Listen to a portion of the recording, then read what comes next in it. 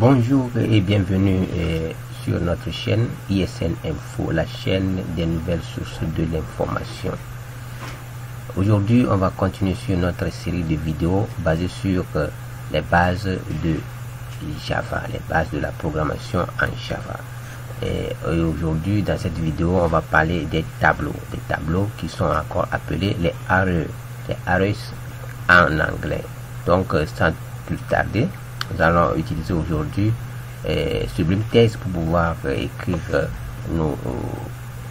nos différents bouts de code pour pouvoir les exécuter dans notre terminal. Donc on y va. J'ai déjà lancé mon éditeur de tests. On va parler aujourd'hui et j'ai aussi créé le fichier dans l'autre dossier qui est notre Java Code. Pour ceux qui ne sont pas habitués avec Sublime Text, ils peuvent toutefois ouvrir leur fichier en venant sur File, Open Folder et aller chercher. Ici, nous avons eu à enregistrer notre fichier au niveau du bureau et vous sélectionnez votre fichier qui est sur le bureau, soit l'endroit où vous avez eu à enregistrer votre vidéo, ou votre fichier, votre dossier plutôt. Donc moi j'ai déjà eu à ajouter, donc je ferme ceci. Et aujourd'hui, je disais tantôt qu'on devait parler des tableaux qui sont les arrays, mais bien avant on va parler des tableaux. Oui. Les tableaux, et bien avant de parler des tableaux, on va un peu plus discuter des variables qu'on appelait les variables de constants, et les variables qui sont des constantes en Java. Donc pour déclarer une variable en tant qu'une constante en Java, on le précède du mot clé final, et on précise maintenant le nom de notre variable qui est la constante là en majuscule. Donc je peux dire constante. C'est comme ça qu'on le nomme en Java. Et cette constante, par exemple, on lui assigne une valeur. Si on lui assigne une valeur qui est égale, par exemple, 12. Et cette valeur-là ne peut pas être changée. Ça demeure inchangé.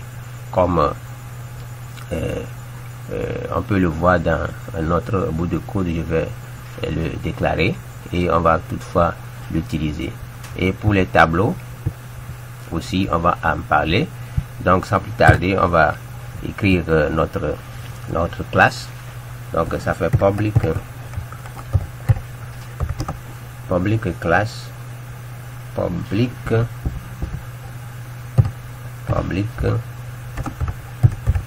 classe, et on donne le nom tableau. On lui donne le nom tableau.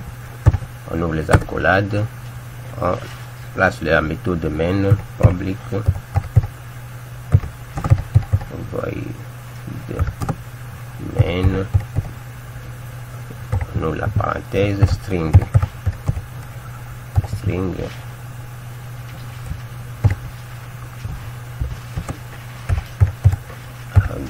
argument, on ouvre encore la parenthèse, c'est public statique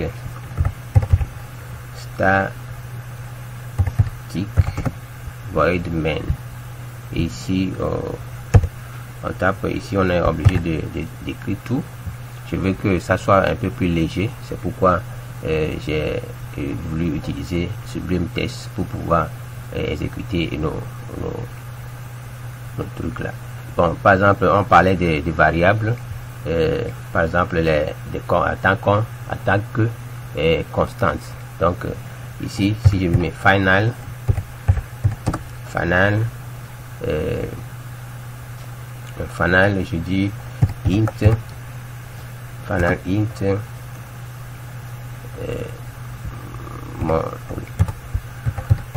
mon entier, on dit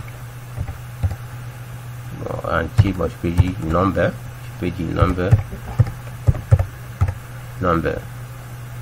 qui est égal, c'est moi, qui est égal égale à 12 par exemple. Ah, je supprime, ouais. Ah oui. Voilà, qui est égal à 12. Donc je place la virgule. Donc si je veux appeler ma constante, je ne peux pas, je vais écrire système.out.println et je vais appeler ma constante number. Je vais appeler ma constante number et on va ouvrir, on va lancer notre terminal. On va lancer notre terminal cmd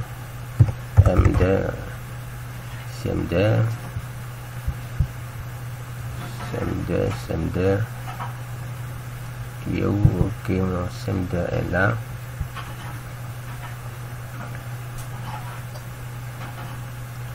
cmd est là, ok, il est là. Voilà, il est là. On accède à notre vidéo CD desktop et on accède au dossier Java code et on fait Java tableau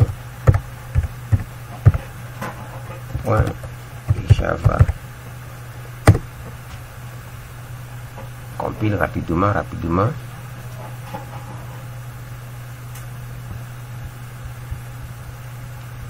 Bon, voilà, il a dit il y a une erreur de syntaxe. Voilà, erreur de syntaxe. On revient là, c'est même que voilà, c'était ici au niveau de notre truc là.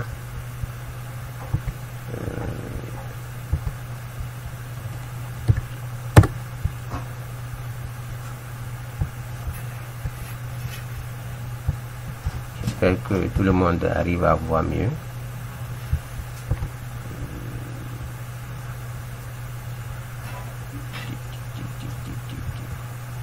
Voilà, c'est bien compilé. Maintenant, on tape encore Java et on met tableau.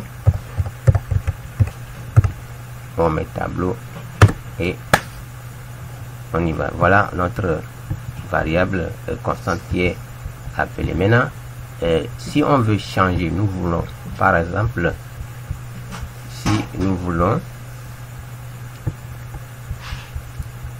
vouloir changer la variable là, par exemple, je veux dire maintenant que accéder une, je vais dire maintenant notre number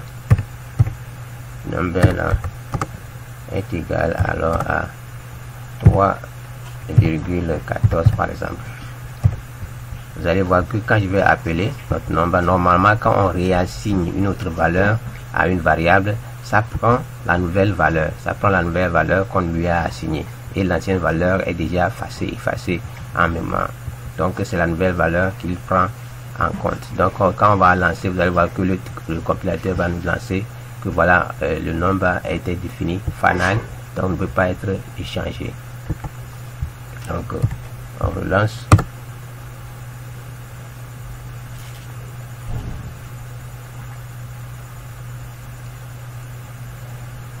En roulant, c'est bon. C'est bon. Ok. Et voir que il a toujours affiché que notre valeur est égale à 12. Donc il n'a pas pris la nouvelle valeur de number là. Ce qui veut dire que la valeur a été déjà signée. La déjà désignée final. Donc il ne peut plus prendre cette valeur là. Donc c'est toujours l'autre valeur là qui doit être toujours gardée. Mais si par contre c'est je dis par exemple ici ma variable, je dis ça que double, je nomme ça double d est égal à ça. Si je vais appeler d, je fais CTRL C, je vais juste aller plus rapidement pour réduire la durée, CTRL V, et j'appelle ma variable d ici.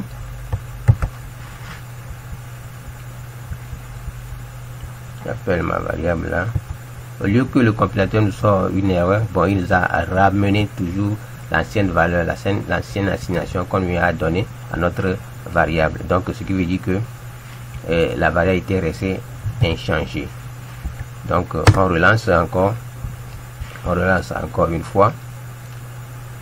Et vous allez voir ce qui va se passer. Voilà, c'est compilé. C'est compilé. Et voilà la valeur de notre D qui est là. Maintenant, si je veux prendre une autre valeur de D, si je dis encore que D là, je lui assigne une nouvelle valeur qui est égale à 25.36. Vous allez voir que ça va prendre la valeur là, parce qu'elle ne va plus prendre la valeur, l'autre valeur précédente. Donc, on enregistre et non, je ne vais pas pourchasser. Et on fait là, on recompile.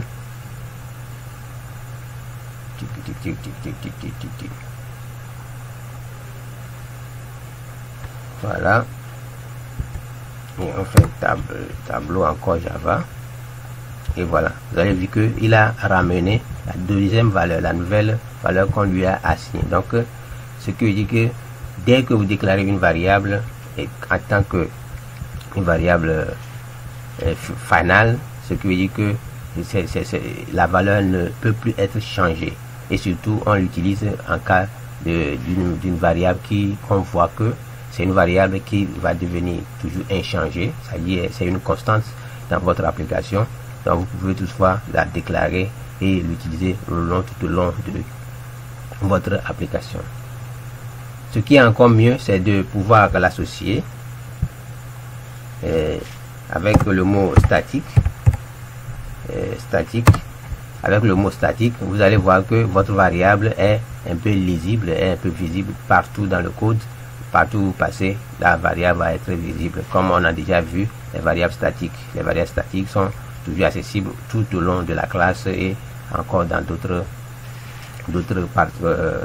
compartiments de notre programme. Donc, c'est tout ce que j'ai eu à dire sur la variable constante. Maintenant, on va passer sur le vif du sujet qui est les tableaux. Les tableaux en Java, ce sont des objets. Les tableaux en Java est fortement typé. Donc, si vous voulez créer un tableau, c'est par type. Ces tableaux sont représentés par type. Vous ne pouvez pas, par exemple, créer un tableau avec les caractères mélangés avec les entiers, comme par exemple on le fait par exemple en Ruby, alors que Ruby, par exemple, vous n'avez pas besoin de préciser le type de votre variable, de votre tableau avant de pouvoir l'utiliser. Vous pouvez mélanger les int, les chaînes de caractères et donc ce n'est pas le cas ici en Java. Donc si vous voulez créer par exemple un tableau des entiers, si on dit tableau et des entiers, il y a des tableaux des entiers. Tableau des entiers va être différent. Donc comme vous êtes déjà habitué avec la notion là, n'est pas égal au tableau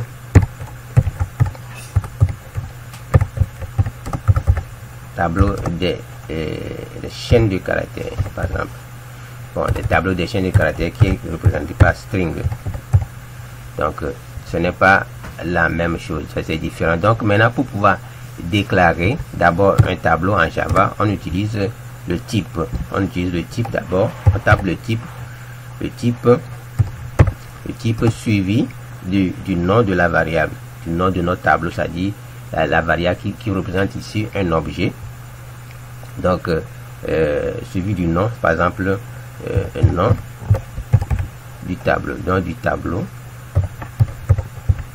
du tableau, et suivi des deux crochets là. Ça, c'est la première déclaration, la première manière de déclarer notre tableau, notre objet tableau. Soit vous pouvez écrire le type, je vais annoncer le type avec les accolades Et maintenant, vous suivez avec suivi du nom du tableau. Nom du tableau, comme ça. Ça aussi, ça c'est valable. Donc ici, les tableaux, il y a ces deux manières, ces deux façons de pouvoir déclarer un tableau en Java. Donc on va le voir tout à l'heure que dans cette partie. Moi souvent j'ai l'erreur d'effacer ce que je viens d'écrire là. Donc on va continuer. Donc par exemple, je vais déclarer un tableau, je peux dire tableau de int qui est égal, souvent la notion la plus utilisée est égale, vous donnez le type avec l'accolade et vous donnez le nom. Donc par exemple mon tableau et vous prenez, vous donnez ça comme on a souvent l'habitude de le faire. Vous déclarez ça avec, vous terminez avec le point virgule. Ou soit vous pouvez aussi dire mon double. La double, c'est sur un tableau de double. Tableau, je vais dire tableau double. Tableau double. Et je place la virgule. Le point virgule. Je dis toujours la virgule, mais c'est le point virgule, on dit. C'est le point virgule qui est là. Donc, on place le point virgule. Ça, c'est une manière de pouvoir déclarer. Et on avait dit que pour pouvoir appeler, si je veux, par exemple, appeler mon tableau ici, on va avoir une petite erreur parce que on n'a pas encore réservé de mémoire. Donc, je vais mettre système .out.println et j'appelle mon tableau, par exemple mon tableau là, et on va voir au niveau de notre compilateur ce qui en est. J'espère que vous voyez bien ce qui se passe ici. Je vais mettre CLS pour nettoyer un peu. Oui, c'est bien. Donc je le fais Javac tableau et on attend encore un peu. Cela est dit, voilà que l'erreur qui est encore signalée, normalement c'est l'erreur là qui devait nous envoyer depuis. Ok, j'ai mis statique qui est de statique là, l'endroit où on avait déjà déclaré statique n'est pas bien, c'est pas un truc qui est bon. Ça doit être ici, et on relance pour pouvoir notre, si il y avait encore nous générer l'autre erreur. Voilà, et on a dit voilà, erreur variable mon tableau might not be have initialized. C'est ce qu'on avait vu, et lorsqu'on n'a pas réservé de mémoire, pour notre variable, il n'y a pas possibilité de pouvoir les utiliser. Donc c'est la même chose que pour les tableaux aussi. Maintenant, pour pouvoir réserver un espace mémoire pour nos tableaux, qu'est-ce qui se passe ici? On utilise l'autre mot-clé, le mot-clé qu'on utilise pour réserver, comme on avait dit ici que les tableaux sont des objets. Alors il faut une instantiation pour pouvoir réserver un espace mémoire pour un objet. Il faut le mot-clé new. Donc c'est le mot-clé new qui nous permet maintenant de pouvoir réserver un espace mémoire pour nos tableaux. Donc ici je vais dire que égal, je vais un peu mettre de l'espace, comme ça vous allez pouvoir mieux observer. Donc je vais mettre new ici et je donne encore le type. Ça fait le type le type et notre tableau. Et maintenant, je donne la taille. Je donne la taille de notre tableau. Ici, par exemple, je dis que ça fait 2. Donc, revenons là. Donc, ça fait mon tableau int. Donc, pour pouvoir l'initialiser et l'utiliser, donc, je vais faire égal à new int. Et on lui donne le nom. Et supposons qu'on n'a rien mis.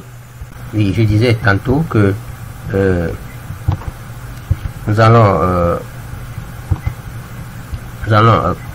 passer inaperçu sans toutefois préciser une valeur, sans toutefois préciser la valeur de notre notre tableau ici. Ça dit ne pas donner explicitement. On va faire par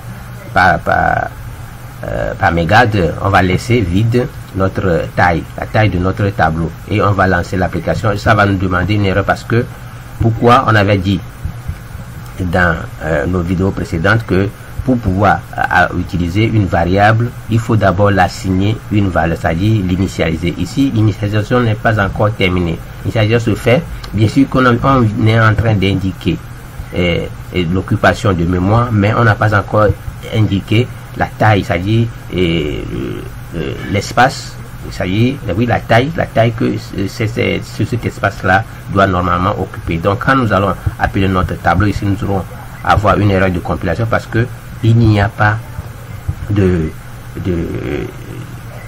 de garantie, de cet espace-là. Si c'est que nous sommes dans un éditeur de test complet, c'est-à-dire un IDE normal, il y aura même, vous allez voir que ici, ça doit être souligné en rouge.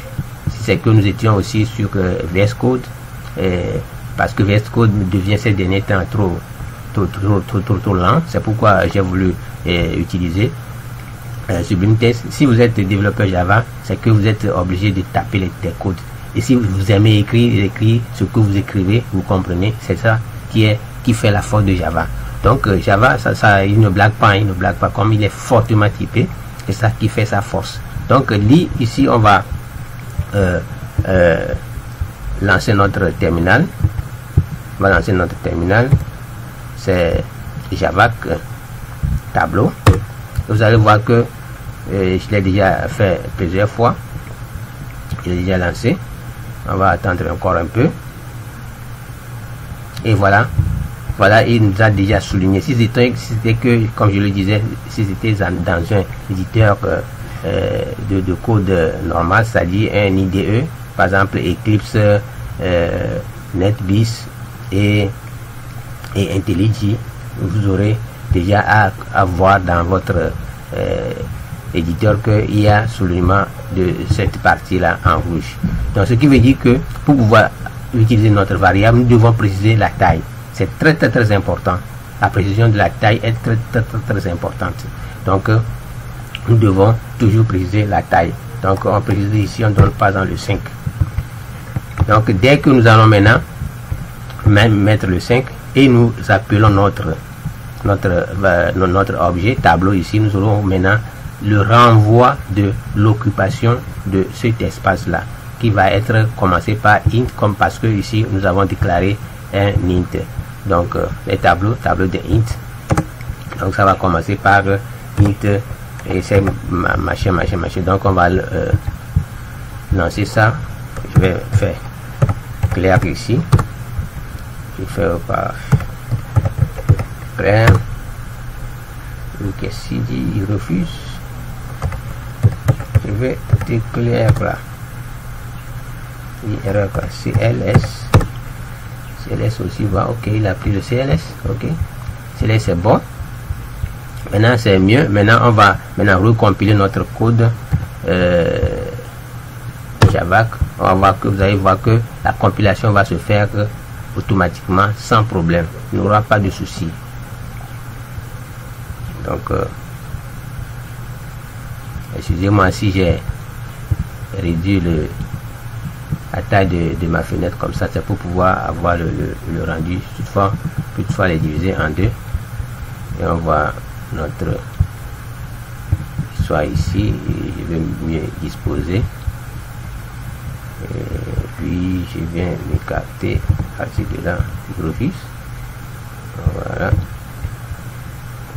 Espace. Bon, je vais juste mettre là et lui aussi le mettre de l'autre côté. Comme ça, on n'aura plus à fermer et à ouvrir. Bon, n'empêche, l'essentiel c'est que vous arrivez à voir. C'est ça qui est important pour moi, que vous ayez accès à ce que je suis en train de taper. Donc ici on vient de faire quoi? On vient de lancer notre application. On tape maintenant Java tableau. Ici vous êtes déjà familier avec cet utilisateur, et voilà, vous voyez que ça nous a déjà signalé que c'est un tableau. Le signe crochet ouvert là, le crochet ouvert, et i arrobase 3FEE733D. ça voudrait dire que c'est ça la réservation mémoire qui est là. L'identité est maintenant signée.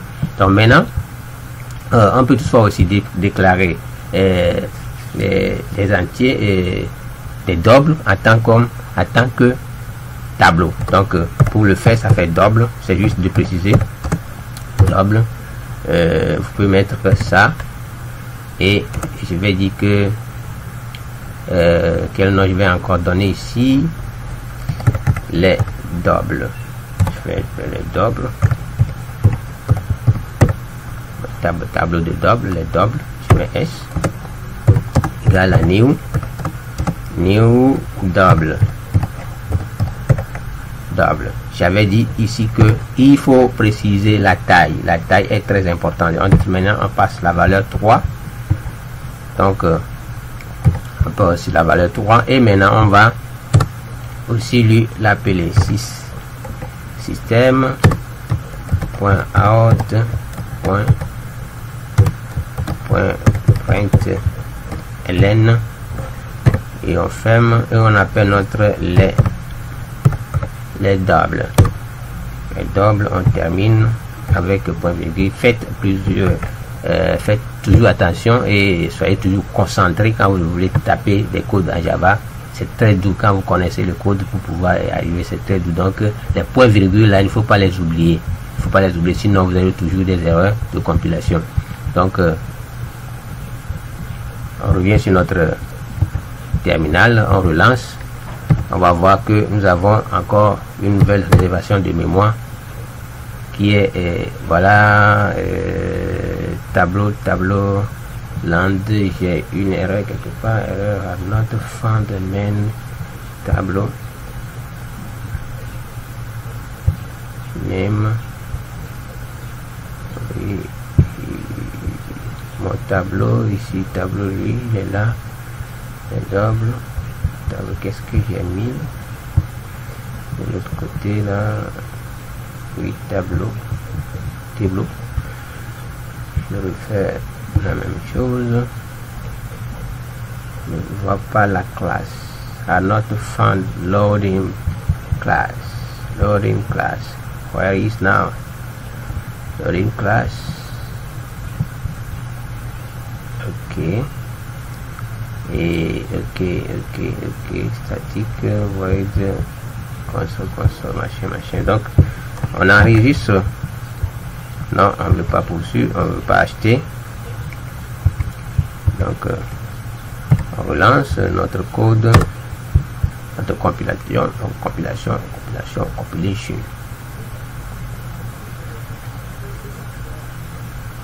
Oui, l'erreur est survenue parce que on n'a pas eu à enregistrer les modifications qu'on a eu à apporter à notre code. C'est ça qui a fait que la compilation n'a pas passé. Donc ça va Java, et je fais encore tableau. Donc n'oubliez pas toujours d'enregistrer avant de pouvoir lancer vos codes. Ah, j'ai encore fait un bug là, ça fait Java, et je lance le code. L'exécution, voilà. Vous voyez que maintenant il a fait ici c'était i, c'est le tableau des int, ici c'est le tableau des doubles. Donc ici on va ajouter les tableaux. On va créer, il y a aussi, oui, on va créer un tableau de string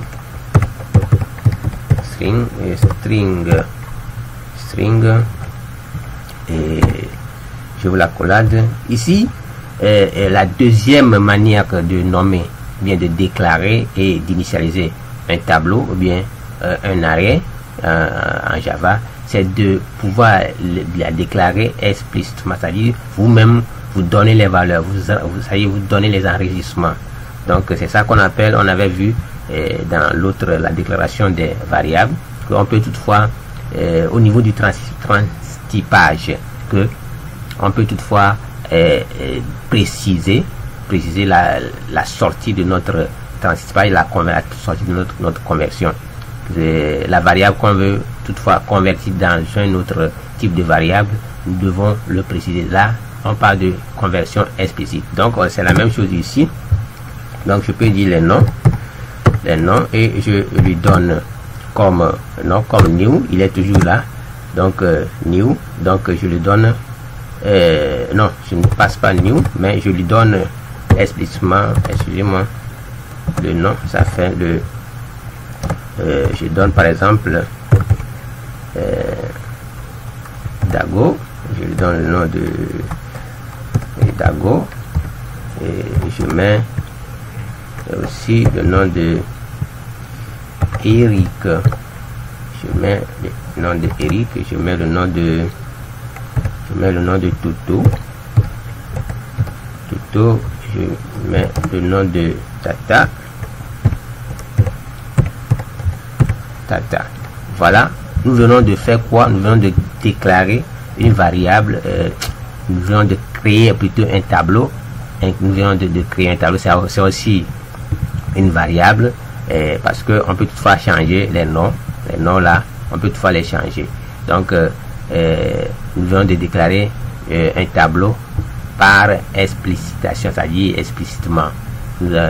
C'est nous-mêmes qui avons précisé directement les valeurs, ce qui veut dire que la taille est là, les valeurs sont déjà dedans. Donc si nous appelons par exemple lui aussi, nous allons appeler aussi pour voir sa réservation mémoire. Je vais appeler système.out.print, excusez-moi, je suis encore print Hélène qui est là, et j'appelle nom. Et vous allez voir à la suite que quand nous allons, n'oubliez pas d'enregistrer, ça va CTRL S au clavier si vous êtes sur Windows, et on relance notre application. C'est Javac, oui, Javac qui est là. Javac, on entend quelques minutes pour que ça puisse, c'est bon. Et là on a maintenant notre Java, et voilà, vous allez voir que ça nous donne quelque chose qui est string, ce qui veut dire que c'est un tableau des strings.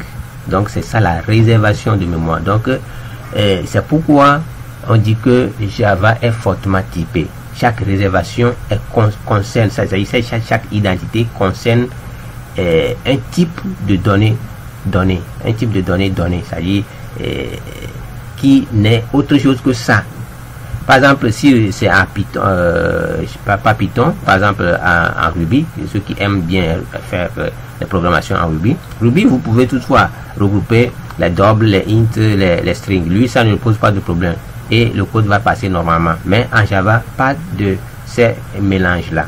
Mélanger les poissons, les viandes et le lait, tout ça là ensemble, non. Lui, il veut, vous voulez avoir du lait, mettez les laits à côté. Vous voulez avoir des poissons, mettez ça. Mais quel type de poisson aussi?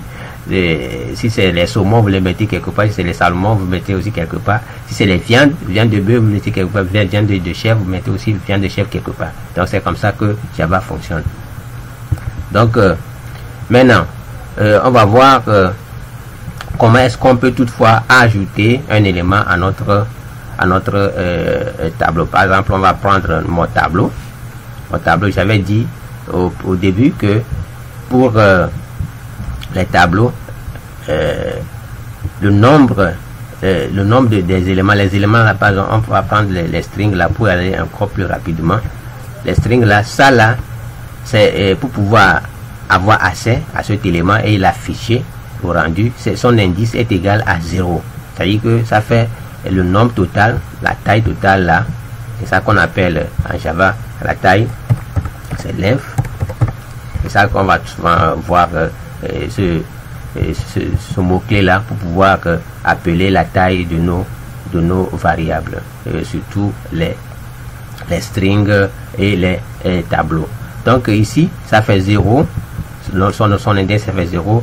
L'index de ceci aussi, ça fait 1. L'index de ceci, ça fait 2. L'index de ceci, ça fait 4. Bien sûr que nous avons 1, 2, 3, 4 éléments. Mais si nous allons appeler la taille de notre tableau maintenant, et nous passons la variable index qui est égal à 4, il va dire que il ne trouve pas. Donc on va essayer ça et on va voir tout ça là ensemble. Ça fait système point out.println. Pourquoi j'ai voulu travailler avec les éditeurs de code? Parce que si celui qui me suit pour pouvoir travailler ici, vous aussi vous maîtrisez au fur et à mesure les éditeurs de code, les éditeurs de texte plutôt, avant de pouvoir, si vous maîtrisez ces bases là, vous pouvez facilement utiliser par exemple un IDE, Eclipse, vous pouvez utiliser IntelliJ.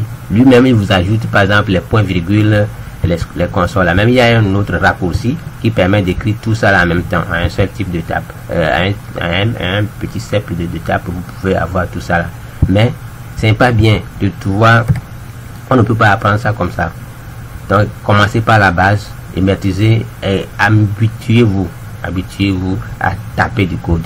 Donc je disais tantôt qu'on va appeler notre nom là et on va le passer la taille 4 pour voir ce que ça va nous donner. Vous allez voir que ça va nous renvoyer une erreur. Donc le nom, parce que tout ce que je dis, il faut qu'on le vérifie avant de pouvoir évoluer. Donc la taille est égale à 4. Il va voir que la taille, je ne suis pas sûr même que ça va vous compiler. Donc on revient là et on met taille là et lui il va dire que il ne trouve pas, la taille là ne se trouve pas. C'est copie et il n'y a pas possibilité. Il va compiler, je suis sûr. Il va compiler et maintenant le rendu, quand on veut maintenant exécuter, il va dire que il ne trouve pas la taille là. De l'autre côté, il ne trouve pas la taille là. Ouais. Il a maintenant exécuté lui. Il a exécuté tout ça. Donc maintenant, il a aussi exécuté le string. Maintenant, pour pouvoir afficher, donc il dit que Java language.array index of out of bound exception. Donc Java language Java lang array index out of bound exception. Ce qui veut dire que c'était dépassé, c'est-à-dire la taille là est trop pour notre objet. Donc si j'appelle le 3, qui peut deviner, si vous me suivez bien, qui peut deviner que qu'est-ce qui va nous afficher? Il va nous afficher ici data, parce que c'est la valeur qui représente ici 3, parce que ça commence par 0, 1, 2 et 3. Si vous avez trouvé, c'est bien. Donc on enregistre, n'oubliez pas d'enregistrer, sinon le compilateur va vous envoyer un foolish. Parce qu'aujourd'hui, si vous voulez travailler avec d'autres techniciens, c'est avec les terminales. Si vous maîtrisez bien les terminales, sans problème, vous pouvez toutefois appeler votre code et le lancer. Et voilà, nous avons notre data qui est là. Donc, supposons, là, je sais que tout le monde a déjà maîtrisé, c'est pas plus la peine d'appeler tout ça là. Bon, maintenant, si nous voulons appeler lui, nous allons appeler Dago. Par exemple, on sait que Dago, quand je dis non et j'appelle l'index 0, ça va nous afficher normalement ce qui est là. Ce qui est là, c'est égal à Django, à Dago plutôt. C'est Dago. La représentation exactement ici là qui est, c'est Dago. Maintenant, si je passe une autre variable ici, je veux placer une autre variable ici. Par exemple, je dis la variable là maintenant est est égal maintenant Godot. Je mets Godot. C'est un exemple de nom, hein, c'est un exemple de nom. Quand je vais appeler maintenant, bon, il ne faut pas copier. Il faut, quand vous avez la chaleur dans la peau, il faut toujours aller système.out.println ln, enfin, et j'appelle maintenant nom, le nom est à l'indice 0, et vous allez voir ce qui va se passer. Ça va prendre la valeur là, et lui là il va être effacé. Donc c'est ça. Si vous avez bien maîtrisé les débuts, notre début CLS pour effacer, et maintenant on fait Java tableau point Java, j'avais mis ici point what, parent, on lance, bien sûr que c'est ça, un peu, mais ça va aller.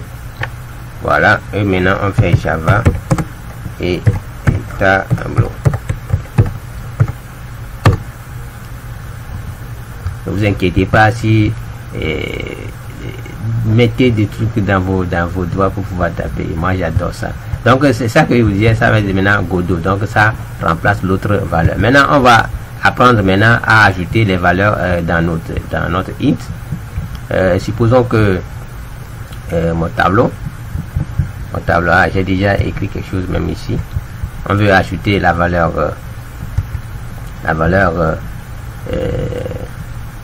53, on a déjà ajouté. Bon, je vais encore ajouter une autre valeur. Par exemple, je dis mon tableau et je le passe l'index 2 par exemple, et je lui dis que sa valeur est égale à 12. Là c'est une manière de passer les données, à notre tableau. C'est-à-dire nous sommes en train de remplir comme ça notre tableau. Comme c'est un tableau, le tableau est statique, la taille est déjà précisée, donc c'est seulement 5 éléments, ça va prendre, qui a commencé par 0. Donc si je vais appeler ici, on n'a pas encore vu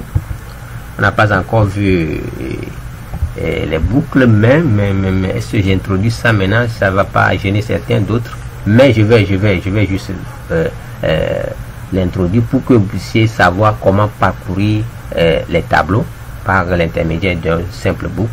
Vous pouvez parcourir le tableau. Donc la première des choses à faire, c'est le boucle for. La boucle ou bien le boucle on dit, c'est pas trop, hein, mais tenez ça comme ça, que boucle for. Donc c'est for on dit. Oui, je vais pas trop lancer, je vais aller étape par étape. Donc for, j'ouvre la parenthèse, je précise l'index. Et l'index, par exemple, je veux utiliser notre tableau, mon tableau. Donc l'index, ce sont des entiers. L'index, ce sont des entiers. Vous comprenez, ce sont des entiers. Donc c'est i. Par exemple, je peux donner mon i ou bien n. Donc n, comme n est entier, donc je vais le préciser le type. Donc je vais dire int n. Je précise d'abord est égal à 0. On parcourt le tableau à partir du début. Donc or le début c'est égal à 0. Donc on parcourt le tableau égal à 0. Hop, oui, c'est égal à 0. J'ai écrit égal à 0. Et maintenant notre n là doit être comment? Doit être inférieur à notre tableau, mon tableau point la taille. Nous voulons juste avoir les index, la taille, pour voir le nombre de notre tableau et aussi le nombre d'éléments qui sont déjà enregistrés. Donc, point length, on vient de le dire tout à l'heure, ça fait length, et on passe la virgule. Maintenant, on a déjà vu l'incrémentation, ça fait n la plus, c'est-à-dire incrément de 1. Quand tu parcours la ligne, par exemple, je vais prendre par exemple ça là. Supposons que ça là c'est l'indice 1 qui est égal à 0. Dès que vous passez ça là, faites 1 pour pouvoir monter. Faites plus 1 et pour monter il vient là. Et il a déjà fait, il fait encore plus 1, il monte à M. Donc c'est au fur et à mesure, il va plus faire plus 1 et il monte, faire plus 1 et il monte. Donc c'est un exemple. Donc normalement je devais avoir ça sur un tableau pour pouvoir vous montrer, mais je n'ai pas ce baratin là. Donc là on ouvre les accolades et on écrit notre instruction. On va revenir sur ça, mais prenez ça juste pour le fun, pour pouvoir comprendre ce que nous voulons donner ici dans ce cours. Donc pourquoi qu'est-ce que nous voulons? Nous voulons juste parcourir notre tableau d'index. Par exemple, on peut faire système.out.println et j'ouvre les accolades. Je peux toutefois juste appeler les index.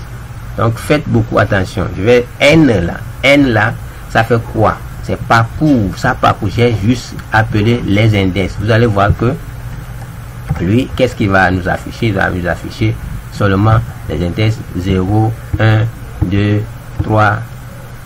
Ici, et c'est 4. Non, donc ça est le niveau de 3. Donc, et bon, il va afficher aussi 4. Non, pas 5. Non, 5 n'est pas conclu. N'est pas inclus. Donc, si vous vous souvenez bien de ce qu'on a eu à faire dans les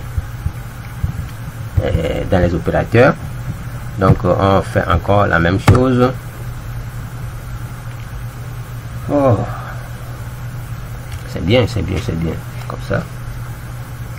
On attend encore un peu, mais ça va aller. On fait Java. Voilà. Vous avez vu que ça nous a juste affiché 0, 1, 2, 3 et 4. Ce sont les index. Donc faites attention quand vous voulez parcourir.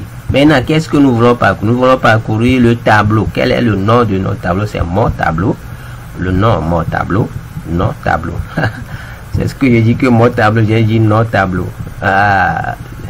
C'est le nom du tableau. Oui, le nom du tableau. Non tableau. Oui, j'appelle encore mon tableau. Notre tableau là. Donc c'est notre tableau. Notre tableau. Qui est là, nom du tableau en principe. Et on va passer quoi? On va passer notre index. Si vous vous souvenez bien, nous voulons par exemple accéder. Quand nous voulons maintenant accéder à ceci, nous voulons modifier la valeur de cette variable là. Nous avons pu appeler le nom de notre tableau et on lui a passé maintenant l'index de ceci. Donc compte tenu de, si c'est n là qui parcourt, qui est l'index de notre tableau, donc ce qui veut dire que nous devons passer, si nous voulons faire affichage, si nous voulons afficher tous les éléments du tableau, nous devons passer maintenant notre index là qui est n. N n'est pas précis, donc n lui-même va voir le tableau jusqu'à la fin, parcourir le tableau jusqu'à la fin. Donc je vais lui passer n ici. Je ne sais pas si vous me comprenez. Donc maintenant, quand on va maintenant exécuter, vous allez voir que il va nous afficher tout ce qu'on a eu à enregistrer dans notre tableau des int. Donc on fait encore ls pour effacer. Et là maintenant on ajoute Java. Ça aussi il faut savoir le faire pour rappeler. C'est seulement les touches directionnelles haut et bas. Donc pour pouvoir rappeler les dernières commandes tapées dans notre terminal. Donc nous avons ça et nous avons encore notre Java qui est là. On exécute, vous allez voir. Voilà.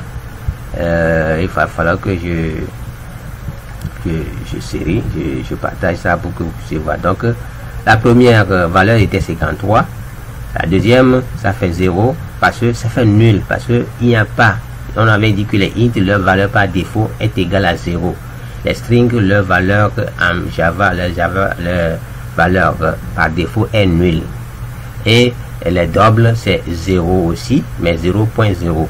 Les flottes, 0.0. On avait déjà dit tout ça là. Donc, il n'y a rien trouvé ici. Donc, c'est pourquoi il a mis ces valeurs qui sont vides. Maintenant, pour pouvoir faire la différence entre les valeurs des index, c'est-à-dire les valeurs occupées, qu'occupe chaque index, je vais juste ajouter, modifier un peu mon code. Ici, je vais juste appeler le n pour que vous puissiez bon, l'index, je vais mettre quoi, l'index, oui, plus, je vais mettre ici index de n égale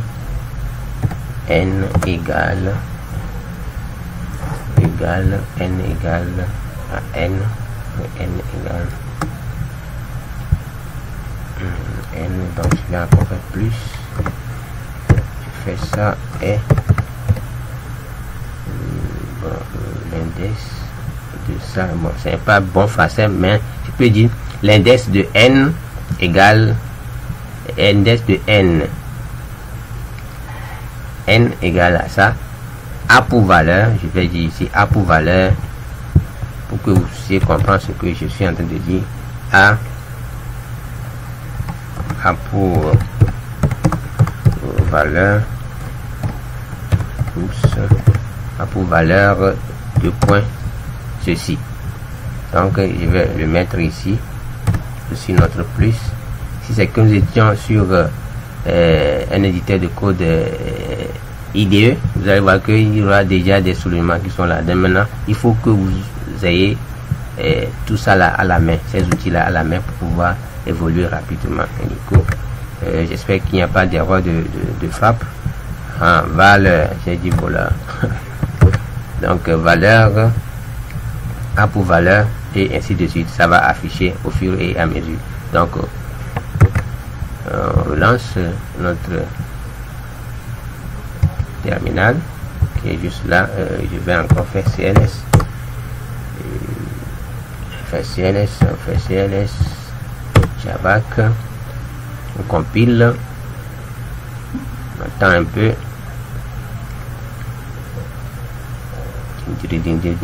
oui, et on fait encore quoi? On fait encore Java tableau, et voilà ce que je disais. Nous avons dit que l'index de n égale à 0 a pour valeur 53, l'index de n égale à 1 a pour valeur 0, etc. Donc c'est très simple dès que vous maîtrisez ces bases là en avant. Donc c'est très important de passer du temps sur ces bases là pour pouvoir mieux avancer sans être stoppé en cours de route.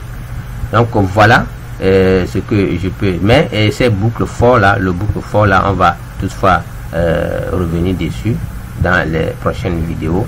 Le cours devient un peu long et je veux juste j'ai envie d'arrêter ça ici. Bon, maintenant qu'est-ce qu'on peut faire encore? On va encore appeler notre nom. Comme vous savez comment appeler maintenant les noms, comment appeler maintenant les parcourir plutôt les tableaux. On va aussi parcourir notre tableau là, des noms là, pour pouvoir les afficher. Donc je vais dire que système.out.println, et je vais juste mettre de l'espace pour mieux différencier, et c'est ça. N'oubliez pas le point virgule, je copie et je mets encore ça là ici, et j'avais dit ne pas copier mais essayer de faire avec donc ici aussi on va faire la même chose. On va faire for, encore le boucle for, entre parenthèses on va mettre int j, est égal à 0, point virgule, et j'appelle encore J là, va être inférieur, ça je veux parcourir du tableau du plus petit au plus grand, au nom, point l'inf, ça y est, la taille, l'inf là, et je place là pour le point virgule, j'appelle encore notre J et je l'incrémente de 1. Et maintenant, j'ouvre les accolades pour exécuter le code. Maintenant, le rendu que je veux dans ce système .out.println, on a veut imprimer notre nom, donc je vais juste mettre non, le tableau là, ça fait non, et non, avec les accolades, je passe l'indice.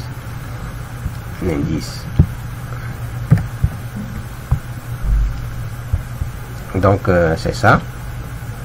Quand nous allons maintenant l'appeler, vous allez voir que ça va s'afficher comme les autres. Donc on enregistre, on repasse sur notre fameux éditeur de texte qui est là, qui est notre terminal plutôt. Relance. Chaque fois que vous apportez des modifications à votre code, il faut toujours système, voilà, j'ai mis quelque chose d'autre, voilà, c'est ça qui est bon. Java ne blague pas, je n'ai pas vérifié avant de ces systèmes, parce que je l'ai mis